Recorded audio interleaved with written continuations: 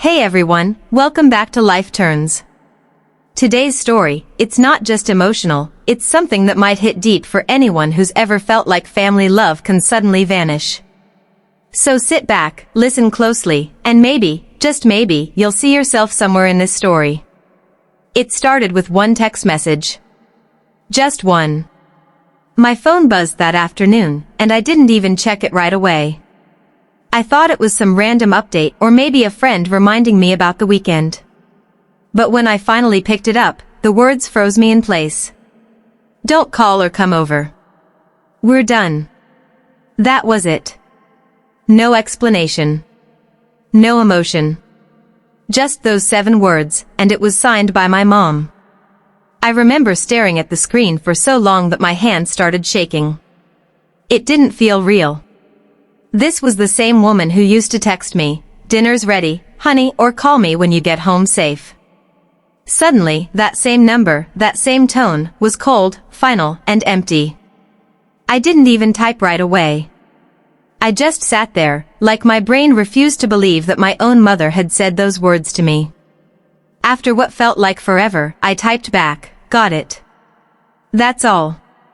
2 words. My fingers hesitated before pressing send, but I did it. Because deep down, I thought maybe this was just her way of being angry for something small.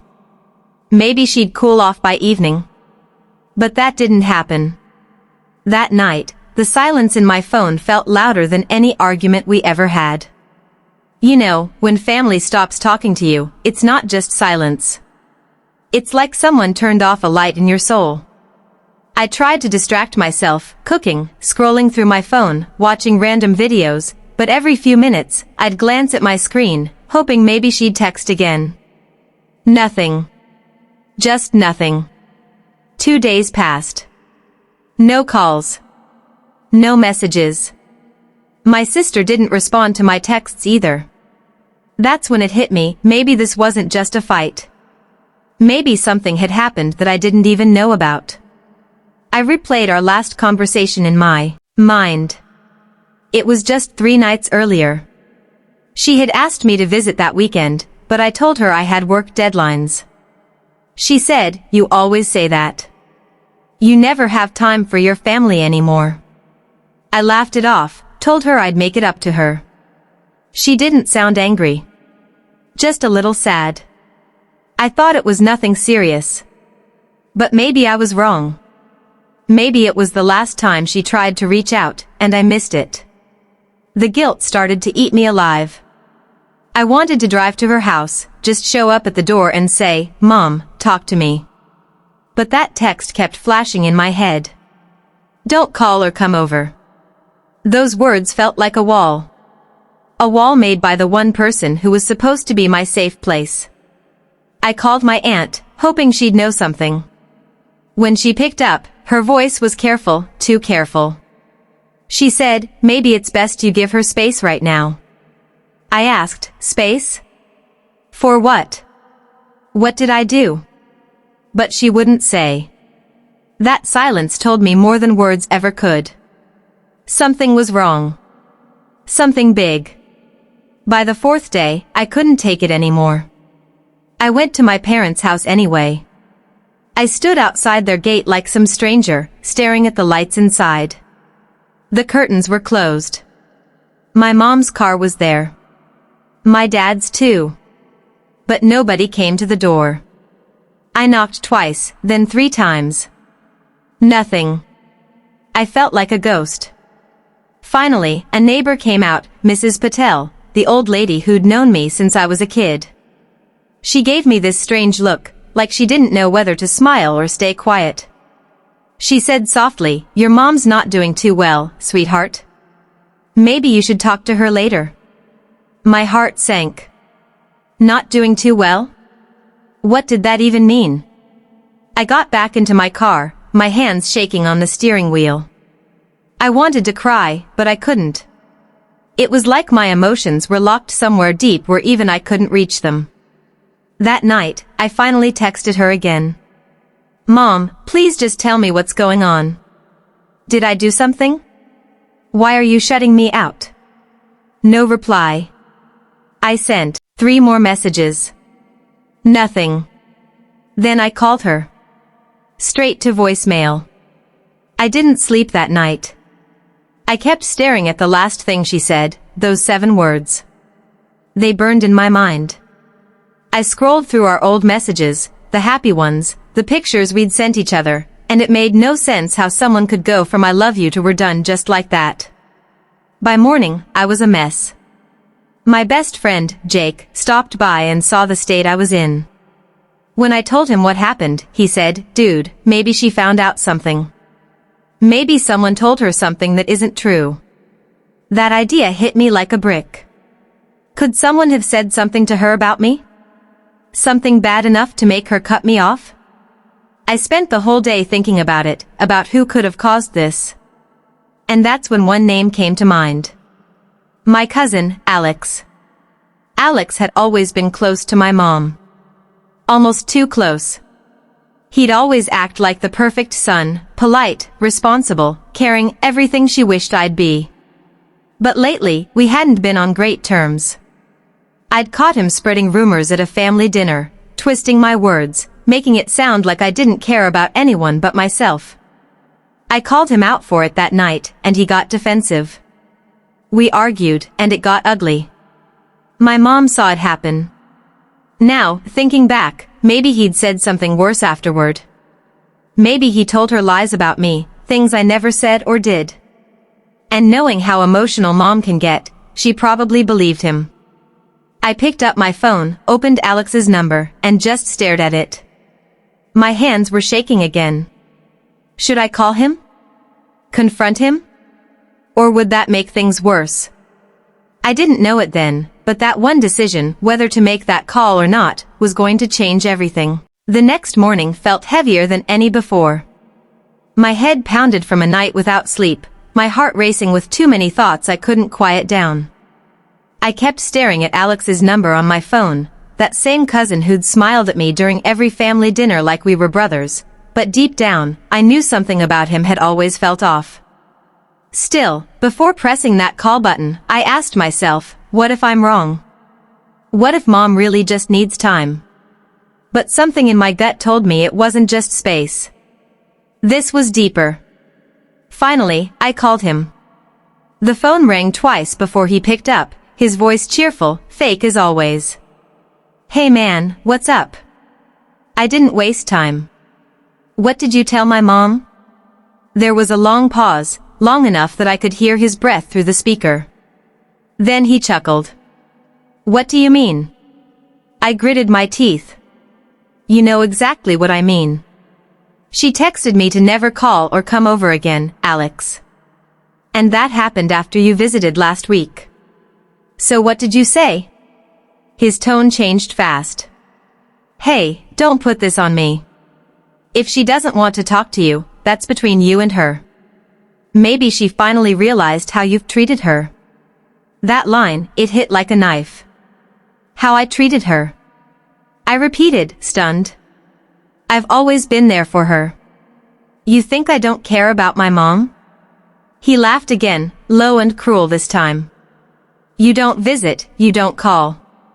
Maybe she just got tired of excuses." I hung up before I said something I'd regret. My blood was boiling. Every word he said twisted the knife deeper. He'd planted something in her head, I could feel it. And the worst part? I couldn't prove it. I couldn't even talk to her to defend myself. That afternoon, I went through old photos again, desperate for some kind of reminder of how things used to be. There was one picture that stopped me, it was from last year's Thanksgiving. Mom was standing between me and Alex, her arms around both of us. She looked so happy that day, like her world was complete. My throat tightened. How did we go from that moment to this silence? Later that night, I decided to write her a letter. Not a text. Not a call. A handwritten letter, just like she used to send me when I was away at college. I poured everything out, how much I loved her, how confused and hurt I felt, how I'd never intentionally done anything to disappoint her. I apologized if I had, even unknowingly. By the end, I was crying so hard the ink smudged on the page. But I didn't care. It was real. It was me. The next morning, I drove to her house again. I didn't ring the bell. I just slipped the letter under the door and left.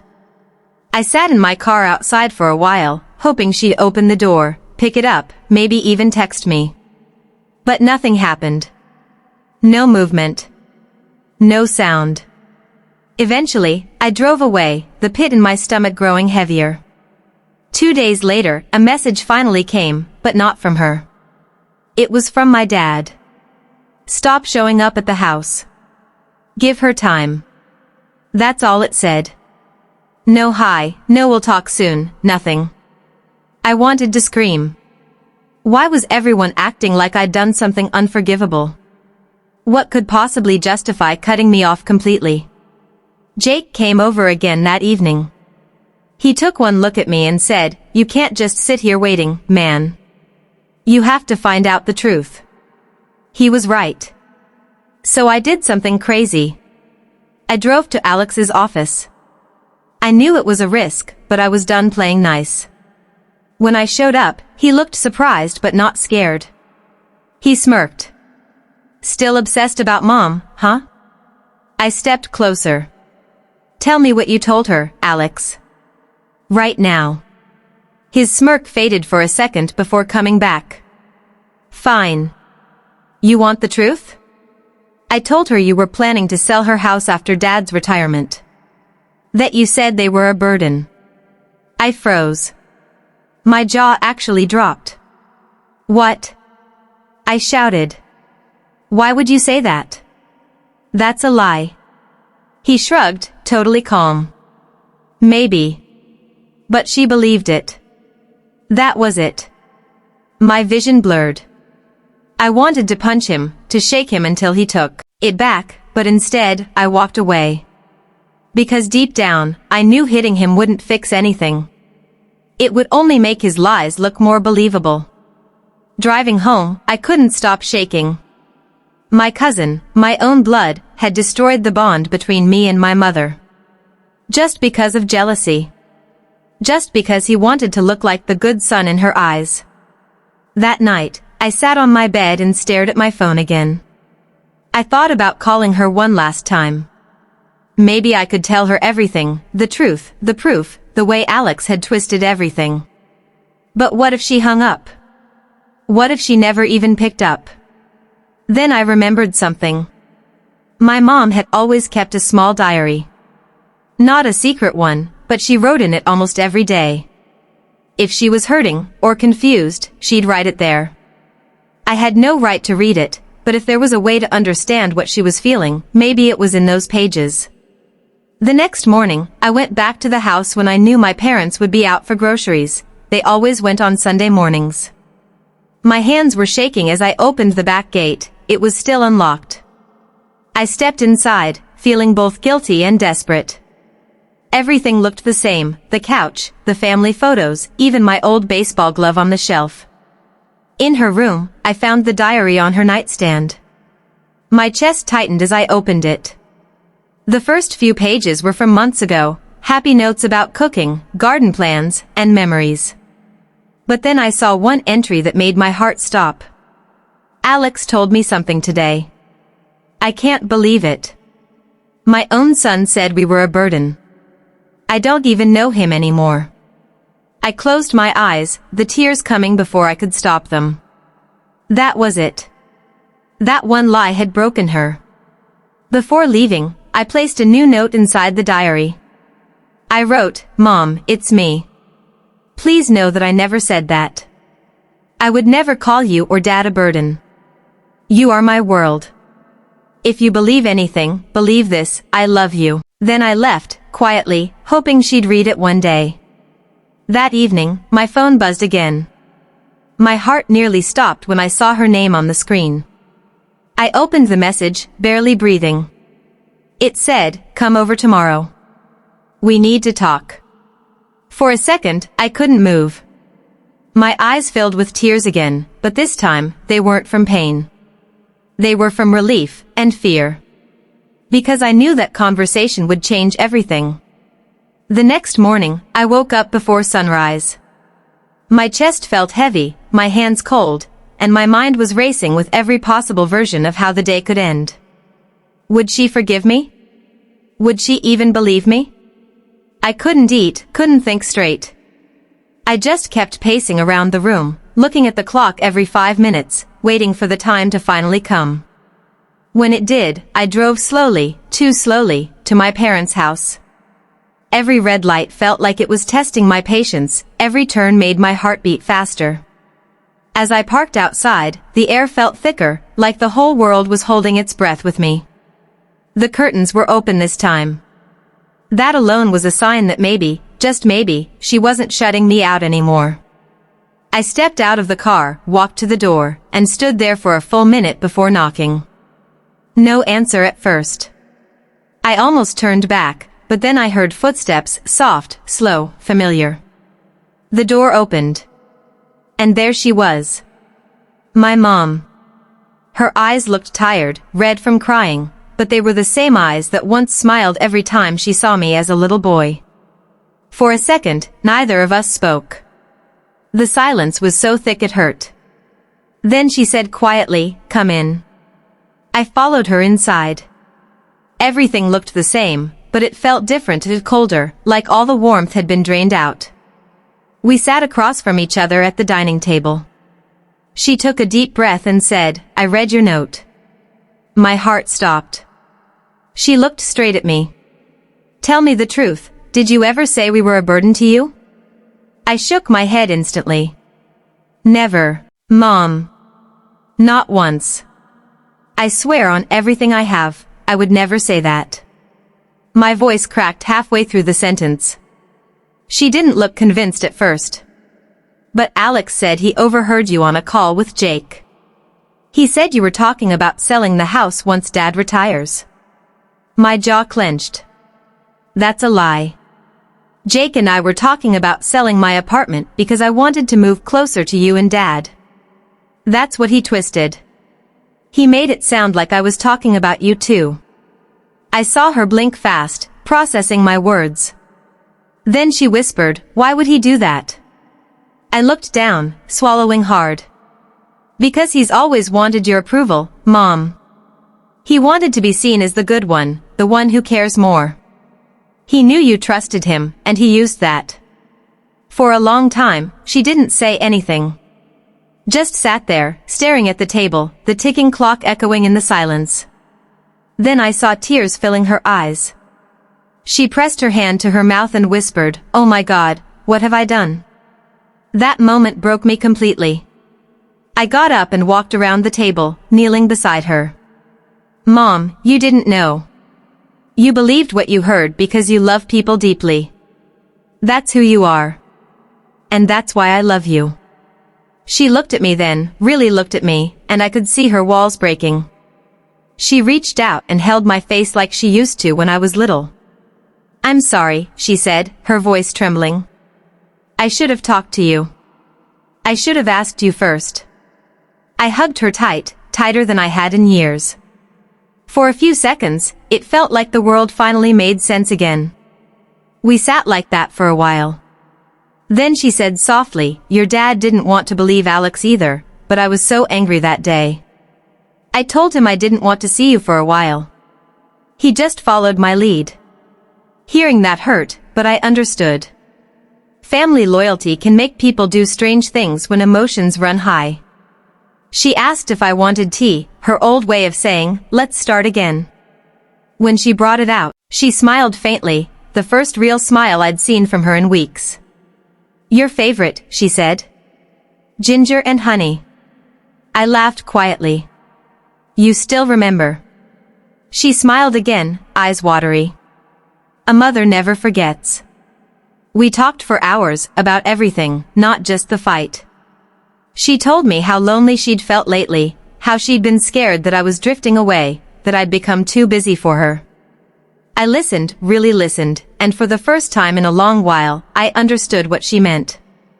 I'd been so focused on work and bills and deadlines that I'd stopped noticing how much she missed me. "Before leaving," she said, Promise me one thing, that you'll never let distance make silence between us again. I nodded. I promise. As I walked out, I saw Alex's car pulling up to the house. He froze when he saw me. My mom stepped outside before I could say a word. Alex, she said, her voice calm but cold, we need to talk. He looked nervous. Aunt, she cut him off. Save it. I know everything now. He glanced at me, his expression half guilty, half angry. But this time, I didn't say anything. I didn't need to. The truth was finally out, and the lies had nowhere left to hide. That night, Mom called again. Her voice was softer, lighter. Dinner tomorrow, she asked. I smiled, tears forming again. Wouldn't miss it. When I hung up, I sat quietly in my car for a long time. You know, forgiveness doesn't erase pain, but it rebuilds what pain tried to destroy.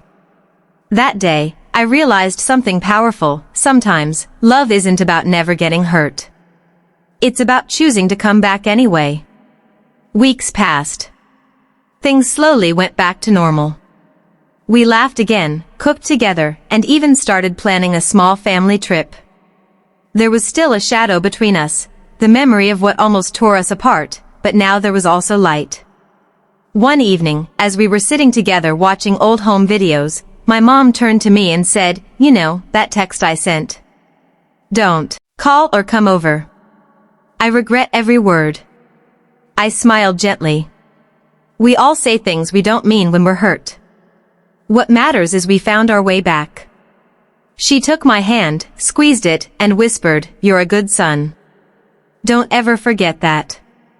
That night, I went home and sat on my bed, thinking about how close I came to losing everything. And I realized something I want to tell everyone watching right now. Never wait too long to fix things with the people you love. Pride feels powerful, but it's poison when it keeps you from family.